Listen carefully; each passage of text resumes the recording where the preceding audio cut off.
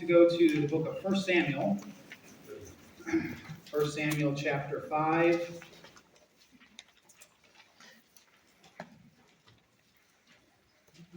We'll be reading the whole chapter. This is the middle of what we would call the arc narrative in the book of 1 Samuel.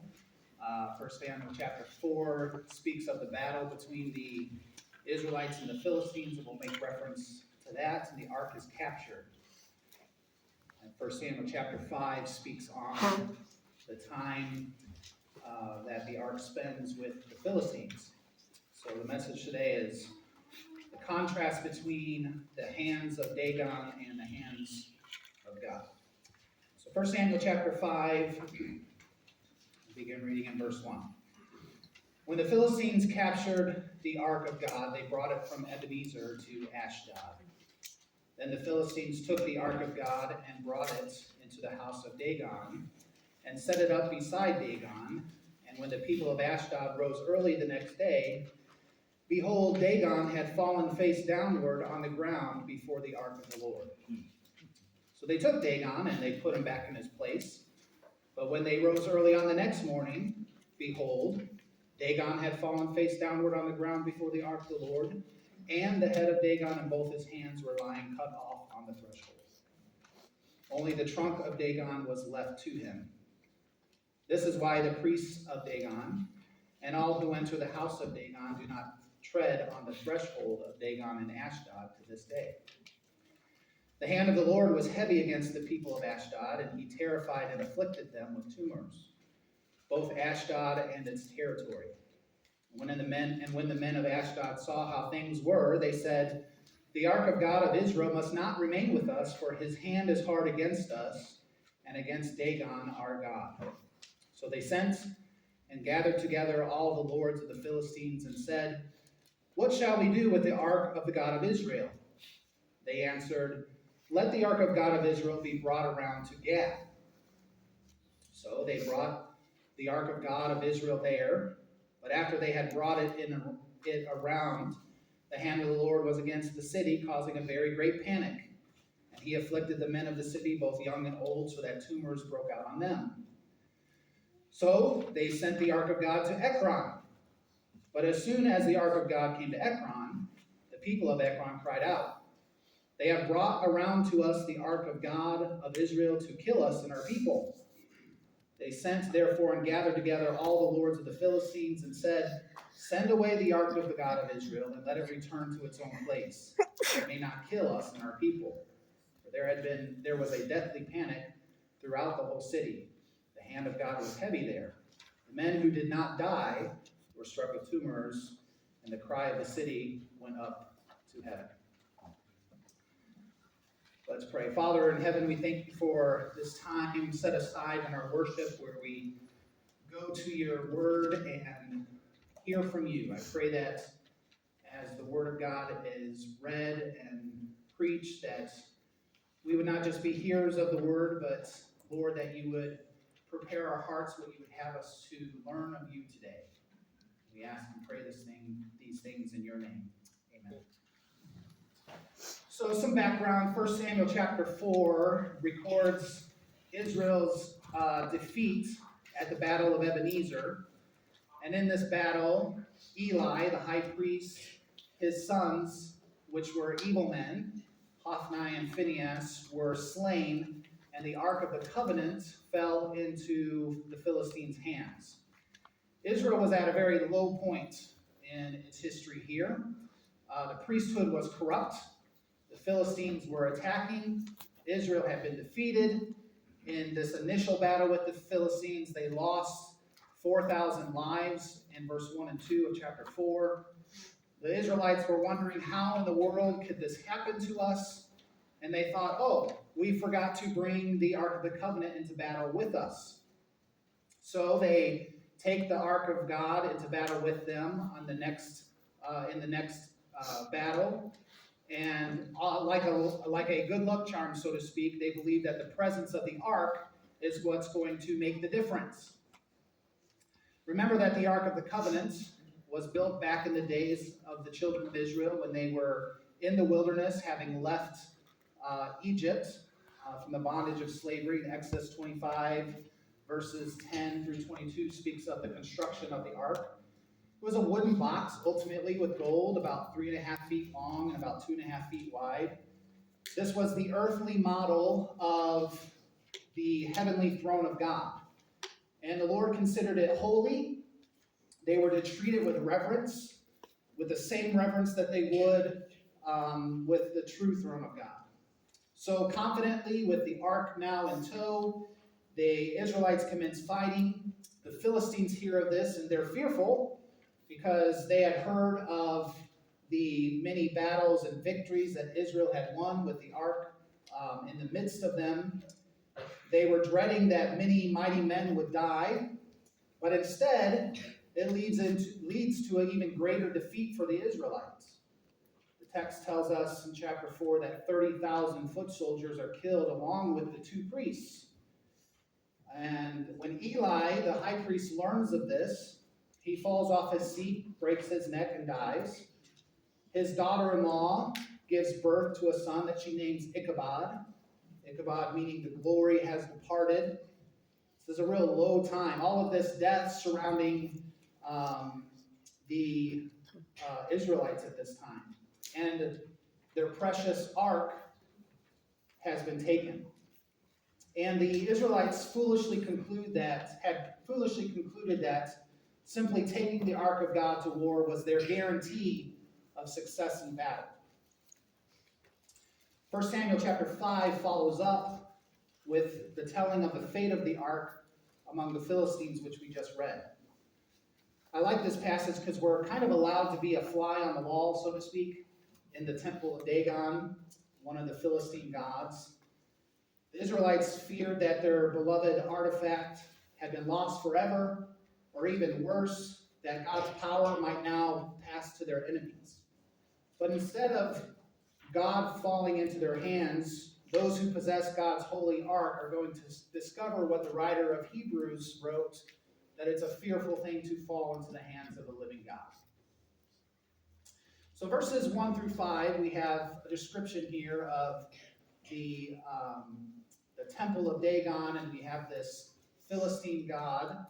And we're going to look at this primarily and then compare it to the later portion of the passage.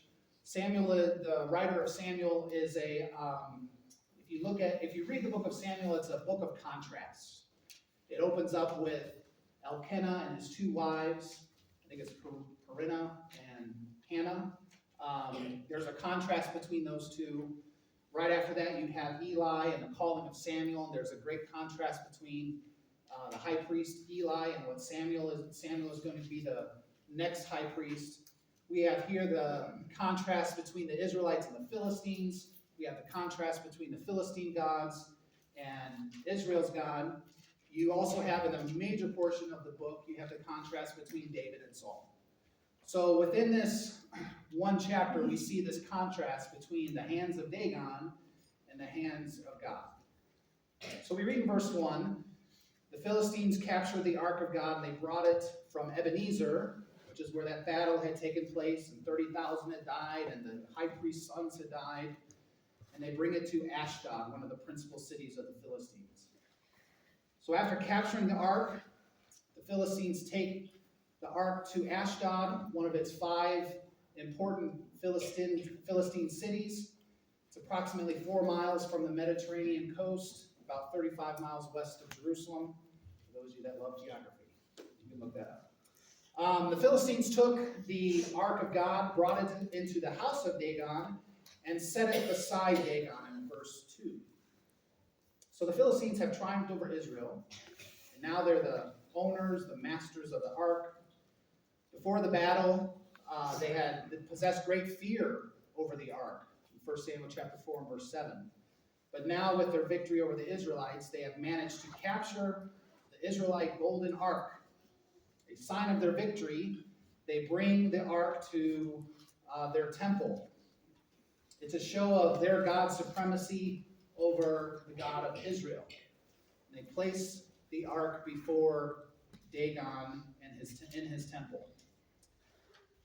While they had it in their hands, We don't read, they could have easily destroyed the ark, as Israel had destroyed the gods of their, the idols of their enemies. But God restrained them. They didn't offer any violence to it. They didn't break it into pieces. They bring it as an offering to their God, so to speak. They showed some respect to it. They carefully carried it into their principal city and placed it in the temple. From a merely human point of view, it looks as though the God of Israel has been defeated, and defeated by a horrible and pagan society, the Philistines. From the perspective of the Israelites, the anguish of Eli, the death of Eli, the death of his sons, the death of his daughter-in-law, the cry of the Israelites, the capture of the ark, it's understandable that this is a difficult thing. But Israel's God is not an idol. The Ark of the Covenant is not an idol. God does not need for men to carry him about. God is the one who carries his people. God is the one who carries Israel. Isaiah chapter 40, verses 18 through 26 says this: To whom then will you liken God? Or what likeness compare with him? An idol? A craftsman casts it, and a goldsmith overlays it with gold and casts it for its silver chains. He who is too impoverished for an offering chooses wood that will not rot. He seeks out a skillful craftsman to set it up, an idol that will not move. Do you not know? Do you not hear? Has it not been told to you from the beginning? Have you not understood from the foundations of the earth? It is he who sits above the circle of the earth, and its inhabitants are like grasshoppers, who stretch out the heavens like a curtain and spreads them like a tent to dwell in, who brings in princes to nothing and makes the rulers of the earth as emptiness. Scarcely are they planted, scarcely sown, scarcely has their stem taken root in the earth, when he blows on them and they wither, and the tempest carries them off like stubble. To whom then will you compare me, that I should be like him, says the Holy One? Lift up your eyes on high and see who created these. He who brings out their hosts by number, calling them all by name. By the greatness of his might, and because he is strong in power, not one is missing. Isaiah 46, verse 1 says this: Bel bows down, Nebo stoops. Their idols are on beasts and livestock. These things you carry are borne as burdens on weary beasts. They stoop, they bow down together. They cannot save the burden, but themselves go into captivity. Listen to me, O house of Jacob, all the remnants of the house of Israel, who have been born by me from before your birth, carried from the womb, even to your old age. I am he, and to gray hairs I will carry you. I have made, and I will bear. I will carry, and will save. To whom will you liken me and make me equal, or compare me, that we may be alike? Those who lavish gold from the purse and weigh out silver in the scales, hire a goldsmith, and he makes it into a god, and they fall down and worship. They lift it on their shoulders, they carry it, they set it in its place, and it stands there. It cannot move from its place. If one cries to it, it does not answer, or save him from his trouble. Remember this and stand firm. Recall it to mind, you transgressors. Remember the former things of old, for I am God, and there is no other. I am God, and there is none like me, declaring the end from the beginning, and from ancient times things not yet done, saying, My counsel shall stand, and I will accomplish all my purpose. Now you can imagine the elation, the jubilation, the pomp and circumstance as this celebration, this momentary, this moment these Philistines have to enjoy their apparent victory as they carry the ark to Ashdod, set it up in the temple, in their minds having defeated the Israelites and defeated its God. And it's with great ceremony that they carry the Ark of the Covenant into the temple of Dagon. Now, Dagon was one of the oldest deities in Mesopotamia. He's the chief deity of the Philistines. and the worship of this god can be dated back to 3000 BC. He's the father of Baal. That's probably a god you're more familiar with if you read your Old Testament. He was the fish god. In fact, if you were to look up an image of Dagon, he is what we would know as like a merman, half man, half fish. The top of his from the waist up, man, from the waist down, fish. Dagon was the provider of grain. He was similar to many other idols in that he personified what natural forces had supposedly produced all things, and was worshipped as the god that controlled nature's reproduction. Dagon had temples throughout Mesopotamia. In the Bible, the major temples were in the cities of Beth Dagon, Gaza, and Ashdod. He was worshipped through sacrifices and feasts. Sacrifices were common in the ancient world. Even the God of Israel was worshipped through sacrifices, through food and feasts. And Israel, however, had specifically prohibited the sacrifice of humans and the drinking of blood and as such, because that's what the pagans did.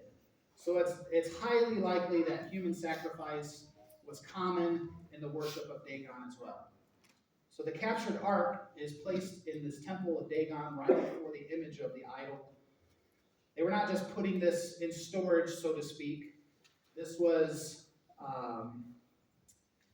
a gratitude offering, if you will. This was proof that their gods, the gods of the conquerors, were more powerful than those who had been conquered.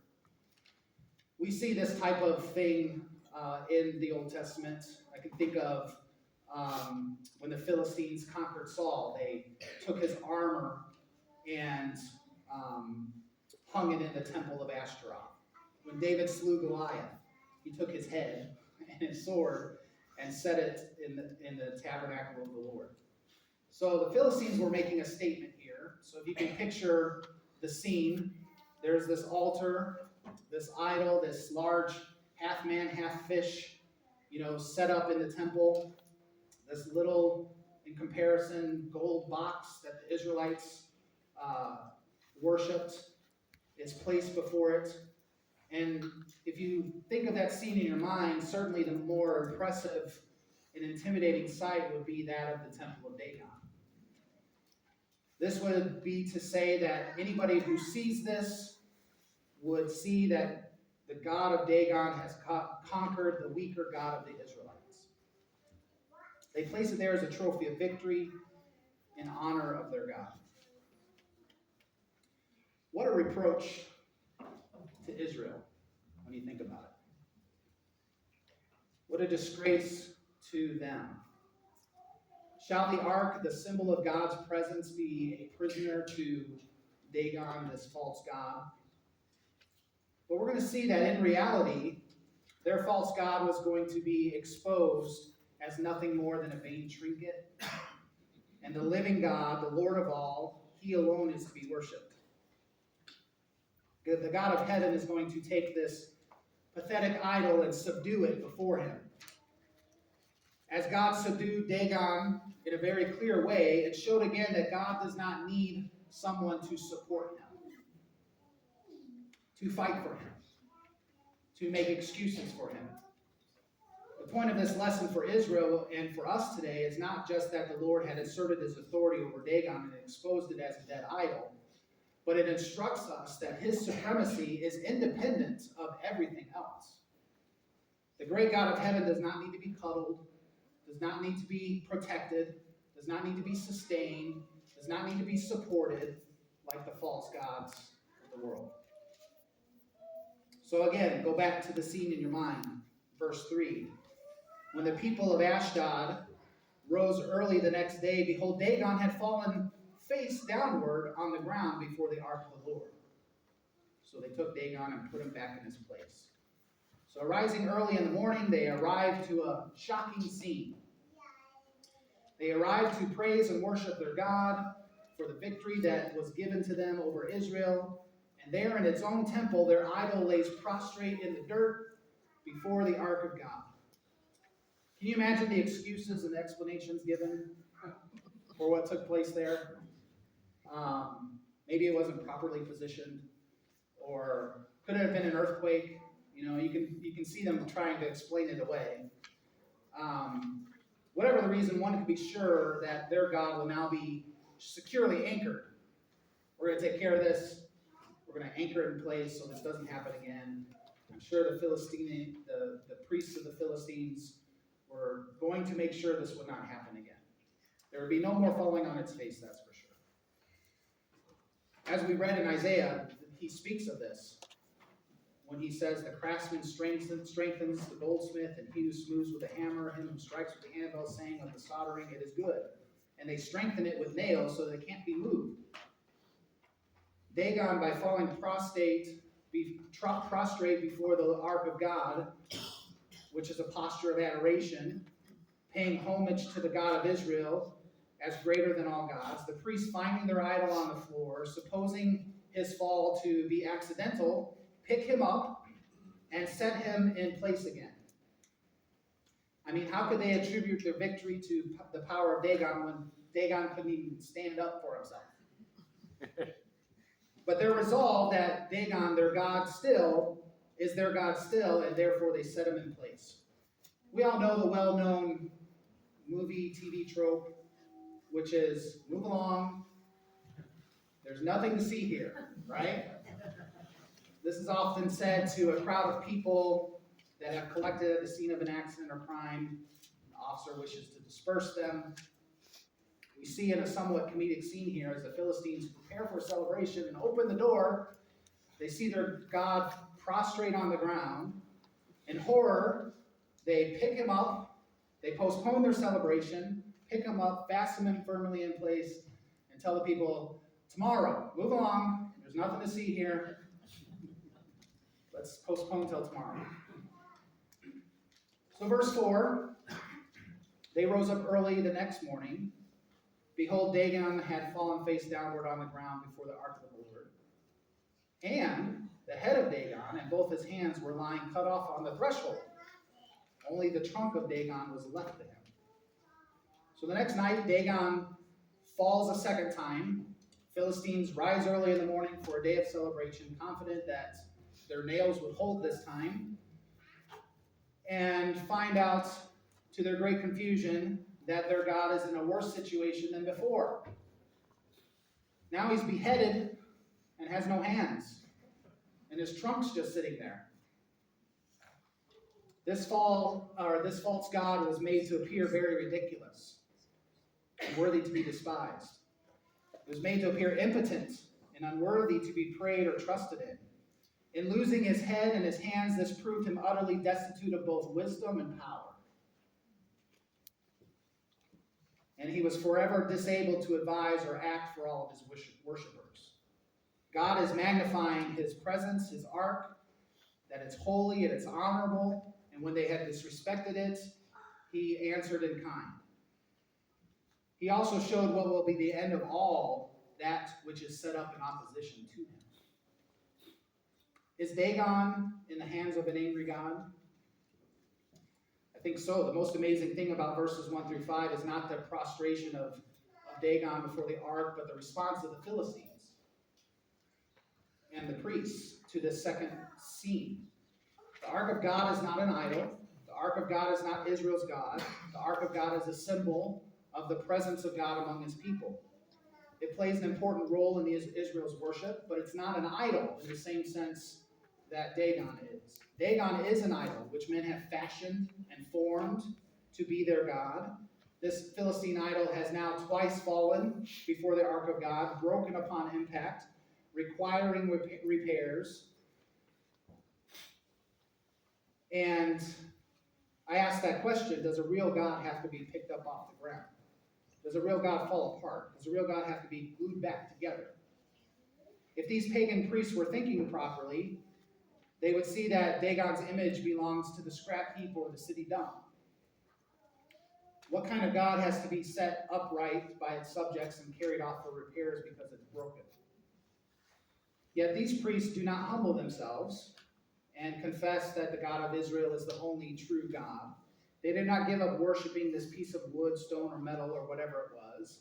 Instead, they go even further in their depravity and pronounce the threshold on which the idol had broken, they pronounce the threshold to be holy.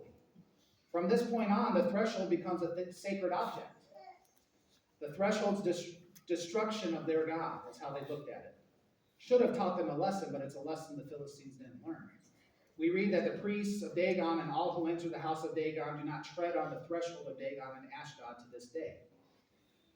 Because the head and the hands were broken off by his fall on the threshold becomes sacred. You can see the warpedness of their mind. So neither the priests or worshipers would tread on the threshold. They would leap over it, so to speak, or step over it. Very superstitious people. It's a religious custom that they created on their own and would have to perpetuate their disgrace to the following generations. Can you imagine a generation later, Daddy, why did we leap over the threshold? Well, son, Dagon was beheaded by the threshold. I mean, it sounds ridiculous, but that's why they worshipped the threshold. One would have thought that this was incontestable proof of the ark's victory, God's victory over Dagon, that it would convince them of their folly in worshiping such a senseless thing, but yet they go a step further in their depravity and worship the threshold. We're not told that they repaired the broken image. More than likely they did. But the first thing they got to do is they got to get the Ark of God out of there. So they just learned after the second time, we need to get this thing out of here. I'm sure once they sent it off, they patched up Dagon and put him back in place. In contrast, let's look at the latter part of the chapter. We see the hand of the Lord here. In verses 6 through 9, the Philistines are about to once again engage the Israelites in battle in chapter 4, when they learn that the Israelites were bringing the Ark of God into battle. When they learn about that, they're very fearful. And the reason they're fearful is because they had heard about the plagues of Egypt. And they had heard what God had done on Israel's behalf in the wilderness. They recall the role of the ark and how it was played out in Israel's past. That's what caused fear before they went into battle with Israel in chapter 4. It's one thing for the Philistines to speak of the defeat of Pharaoh and his army because they're about to go to war with the Israelites, and to speak about how God smote the Egyptians with all kinds of plagues. The question is, what do plagues have to do with going to war with the Israelites? Well, they're going to find out for sure. We see this, the Philistines are going to see a direct connection, and our author makes certain that we know it. The end result is what the Philistines fear in chapter 4, but didn't take place in chapter 4, takes place in chapter 5. The hand of the Lord was heavy against the people of Ashdod, and he terrified and afflicted them with tumors, both Ashdod and its territory. And when the men of Ashdod saw how things were, they said, the ark of God of Israel must not remain with us, for his hand is hard against us and against Dagon our God. So they sent and gathered together the lords of the Philistines and said, what shall we do with the ark of Israel? And they answered, let the ark of God of Israel be brought to Gath. Send it to the next neighbor. So they brought the ark of God of Israel there. So we see that God shows the Philistine that their idol is powerless in his hands. Now God begins to work on the Philistines themselves. Do they think themselves victorious over God? The hands of Dagon are cut off. The hand of the Lord has done it. Now the hand of the Lord is heavy upon the Philistines in the place where the ark is kept in Ashdod and its surrounding territory. Whereas the hands of Dagon were cut off and powerless, we see that the Lord's hand is strong and mighty and heavy upon his enemies. It's impossible to be dogmatic about the exact identity of the plague that God brings upon the Philistines. Some translations suggest that the disease God brought upon the city of Ashdod was hemorrhoids. Others think it's some kind of tumor which God smites the Philistines. While there's some kind of a poetic justice to the thought that the Philistines suffered from hemorrhoids, the plague seems to be much more serious than this. Okay? It appears that the people are not merely suffering from pain and irritation, but it's a very great affliction. And many have died as a result. It seems likely that God afflicted the Philistines with some sort of plague. The term tumors speaks generally about swellings and growths. Many plagues and diseases frequented the coastal regions of the day, spread by mice and rats. So there is a connection there. In chapter 6, they offer an offering to get rid of this plague of golden mice. So there's some connection there. There's a connection between rats and pestilence. We know that from the historical records, and it's very true in ancient times, and they understood that. It's possible that the Lord terrified the people by having swarms of mice and rats bring this pestilence upon their habitations. The city of Ashdod realizes that God was the cause of their calamity, so they summon a council. They all get together and they ask, what should we do? God's gotten their attention. The Philistines agree to move the ark to Gath. And they're thinking that perhaps this is just a local outbreak. Okay? But the same thing happens in Gath. But after they brought it around, the hand of the Lord was against that city, causing a very great panic. He afflicted the men of the city, both young and old, so that tumors broke out on them. And then we read, so next they send it to the god of Ekron. I love the reaction of the Ekronites, if that's what you call them. Yeah. The people immediately rebel. They say, they brought around the ark of the God of Israel to kill us and all of our people. The point is that God's hand is heavy upon his enemies, the worshipers of false God. It's universal and constant. They sent, therefore, and gathered together all of the Philistine leaders and elders and priests, and they say, send the ark of God, the God of Israel, away.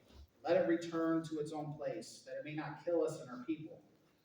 There was a deathly panic throughout the whole city. The hand of God was very heavy there. It is therefore decided that ark will be sent away from Ekron. It's apparent that the Philistines recognize that the plague which is visiting the various Philistine cities is due to the presence of the ark in their midst. They know that the ark is the problem, that this trouble has been brought upon them, and just give it back to Israel. So the Israel lost the ark in a battle, but they're going to get it back without any bloodshed. Pretty amazing.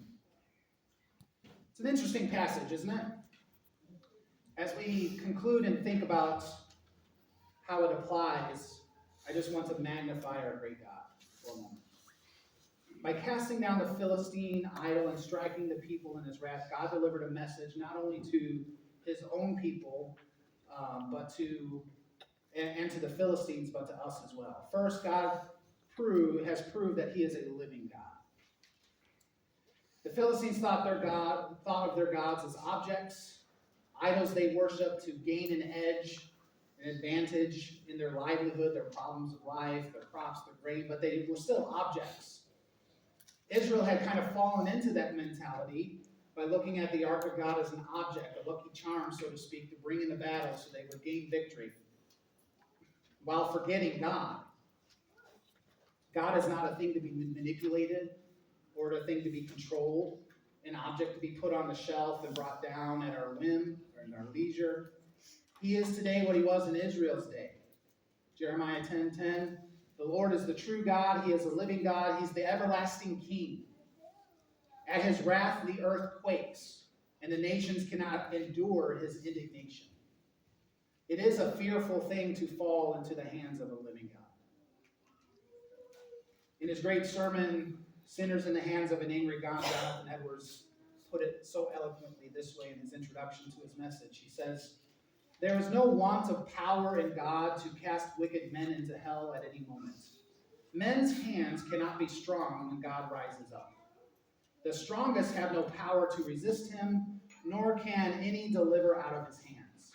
He is not only able to cast wicked men into hell, but he can most easily do it. There is no fortress that is any defense from the power of God. Though hand join in hand and vast multitudes of God's enemies combine and associate themselves, they are easily broken into pieces.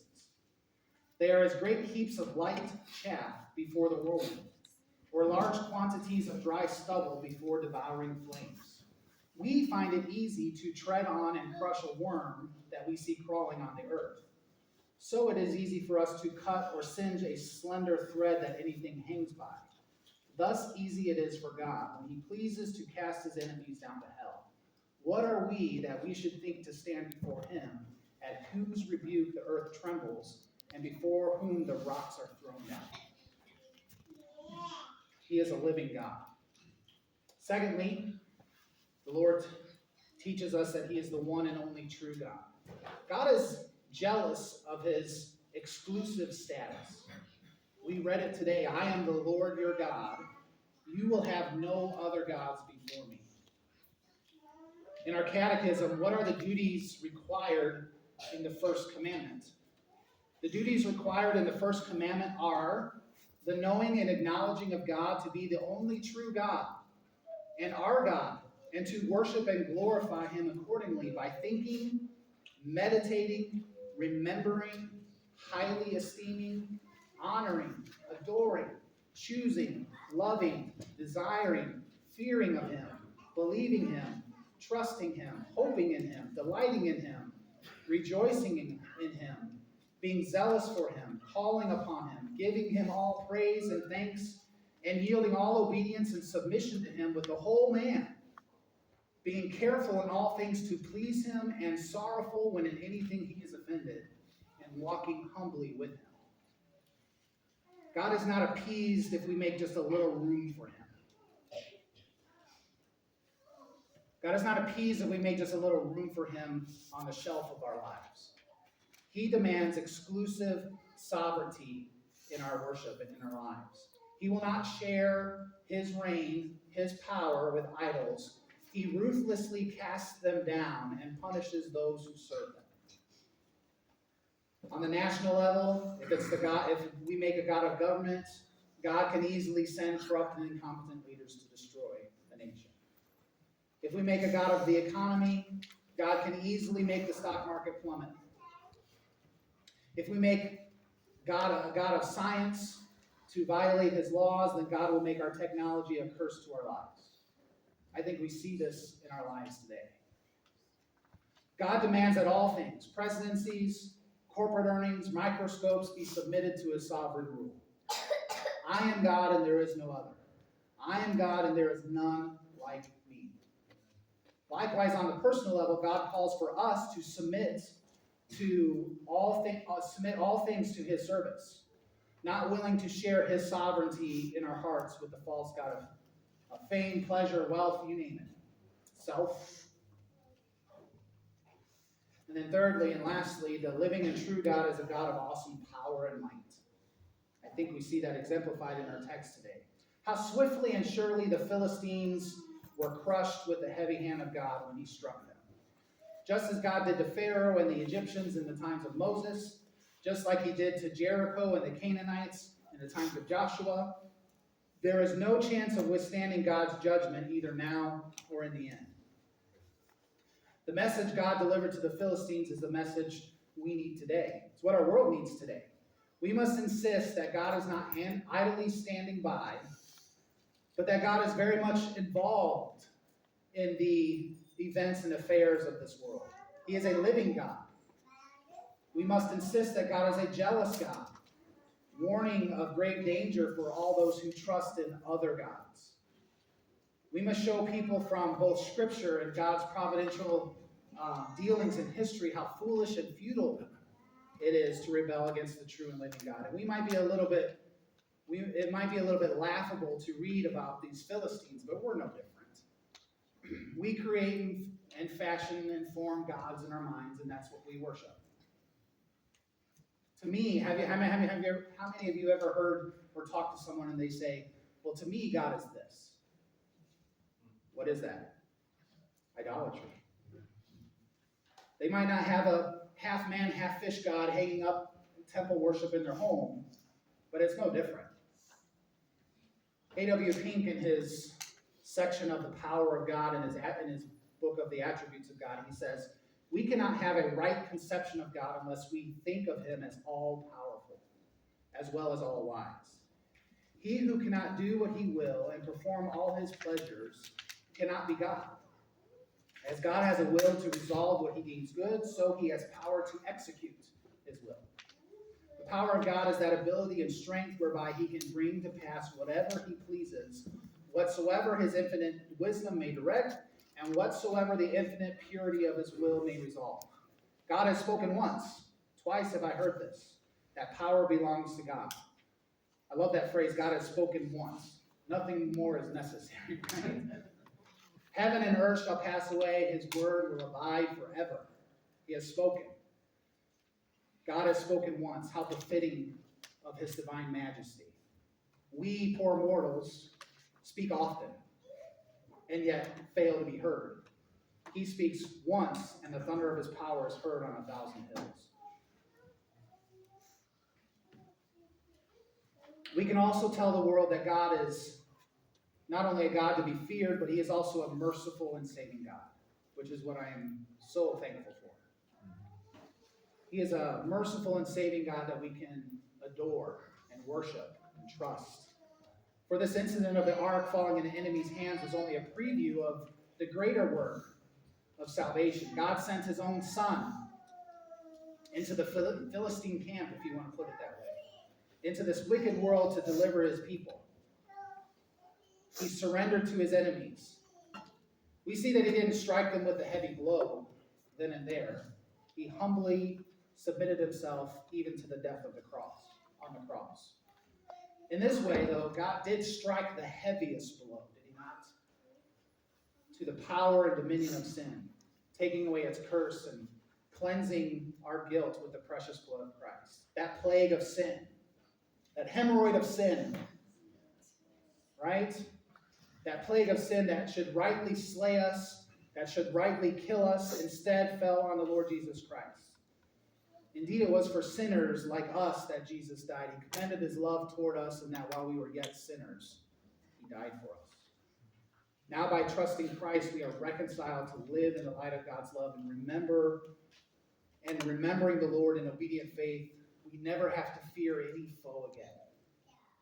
Jesus said, I'll close with this in John 10, verse 27 through 30. He says, my sheep hear my voice, and I know them, and they follow me. And I give them eternal life, and they will never perish, and no one will be able to snatch them out of what? My hand. My Father has given them to me is greater than me, and no one's able to snatch them out of my Father's what? Hand. I and the Father are one. Isn't that amazing? We serve a great, powerful God. And I'm thankful for his victory over our enemies. Let's pray. Father, thank you for your word. Thank you for the reminder of who you are today. And may we learn from the many mistakes in the historical record of Israel. May we not look at you as just some object to be used at our whim. May we truly fall down prostrate before you as the one true living God who is awesome in power and might. I'm thankful for your victory over death, hell, and the grave. And Lord, thankful for your mercy and grace you bestowed upon your people. Lord, may we remember that this week. We ask and pray these things